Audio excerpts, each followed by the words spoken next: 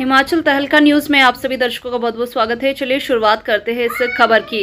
देखिए, लोकसभा चुनाव को लेकर राजनीतिक दलों में तैयारियां जोरों पर है और इसी कड़ी में शुक्रवार को कांग्रेस प्रदेश कार्यालय राज्य भवन शिमला में मंडी लोकसभा सीट को लेकर कांग्रेस में रणनीति बनाई। बैठक में मुख्यमंत्री सुखविंदर सिंह सुक्खू और कांग्रेस प्रदेश अध्यक्ष प्रतिभा सिंह समेत कांग्रेस पार्टी पदाधिकारी मौजूद रहे। कांग्रेस प्रदेश अध्यक्ष प्रतिभा सिंह ने कहा कि चुनाव को लेकर उनकी तैयारी लगभग पूरी हो गई है और अब बैठक में मुख्यमंत्री पार्टी कार्यकर्ताओं को निर्देश देंगे और साथ ही जिम्मेदारी भी सौंपेंगे। उन्होंने कहा कि आज मंडी लोकसभा हलके को लेकर बैठक यहां राजीव भवन में रखी गई है। प्रतिभा सिंह ने कहा कि इसके बाद कार्यकर्ताओं के साथ मिलकर पार्टी मैदान में उतरेगी और पार्टी को जीत के लिए काम करेगी। वहीं 2 सीटों पर टिकट तय करने को लेकर प्रतिभा सिंह ने कहा कि इन सीटों पर सारे पहलुओं पर विचार विमर्श किया जाएगा। इसके बाद इन सीटों पर कांग्रेस मजबूत से मजबूत प्रत्याशी को उतारेगी और जल्द ही टिकट को लेकर फैसला हो जाएगा। वहीं मुख्यमंत्री सुखविंदर सिंह सुक्खू ने कहा कि चुनावों की दृष्टिगत मंडी लोकसभा सीट को लेकर यहां बैठक रखी गई है, जिसमें मंडी लोकसभा सीट से फीडबैक लेकर आए कार्यकर्ताओं के साथ विचार विमर्श भी होगा। और साथ ही साथ उन्होंने कहा कि इसके बाद मंडी लोकसभा सीट में चुनाव को लेकर इस तरीके से पूरी रणनीति बनाई जाएगी। और मुख्यमंत्री ने कहा कि 15 महीने के कार्यकाल में प्रदेश सरकार ने ऐतिहासिक काम किए हैं। मुख्यमंत्री ने कहा कि प्रदेश सरकार ने महिलाओं को 1500 प्रतिमाह देने की बात कही है। इसको लेकर भी चुनाव आयोग ने उनकी आधी बात को स्वीकार किया है। चलिए आपको दिखाते चलते हैं प्रतिभा सिंह और सुखविंदर सिंह सुक्खू आखिर कह क्या रहे इस पूरे मामले को लेकर। आज हमारी ब्लॉक कांग्रेस कमेटी और मंडी पार्लियामेंट के वरिष्ठ नेताओं की मीटिंग थी। सब लोगों ने एक राय से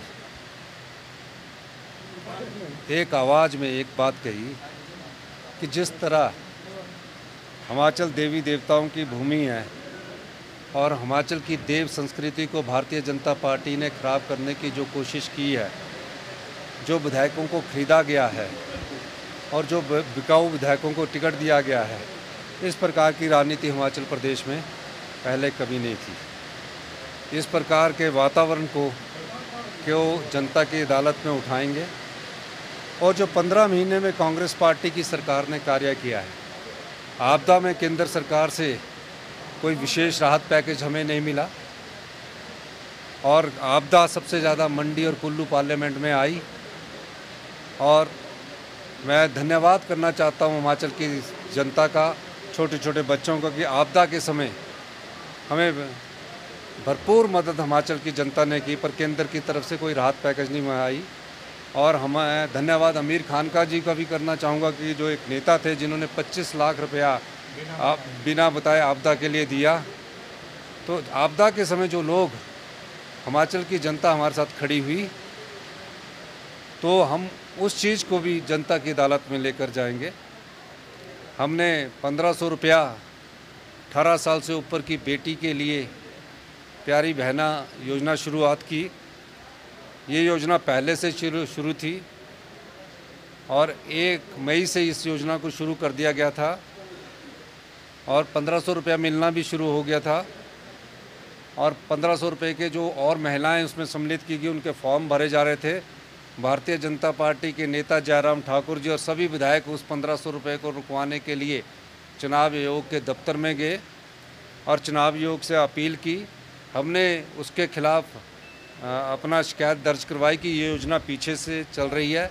जिस प्रकार किसान सम्मान निधि का पैसा किसान के खाते में जा रहा है, वो तो सिर्फ 6000 जा रहा है। हम तो अपनी प्यारी बहनों महिलाओं को 18,000 रुपया 1 साल का देंगे और जब तक उसके शरीर में सांस बचता है तब तक ये पैसा उसको मिलता रहेगा। ऐसी योजना जो महिलाओं से संबंधित थी, भारतीय जनता पार्टी ने उसका विरोध किया। हम जनता की अदालत में ये बात लेकर भी जाएंगे और अभी भी वो दबे मन से इसका विरोध कर रही है, जो कि नियमों के खिलाफ है। भारतीय जनता पार्टी को महिलाओं का सम्मान करना चाहिए।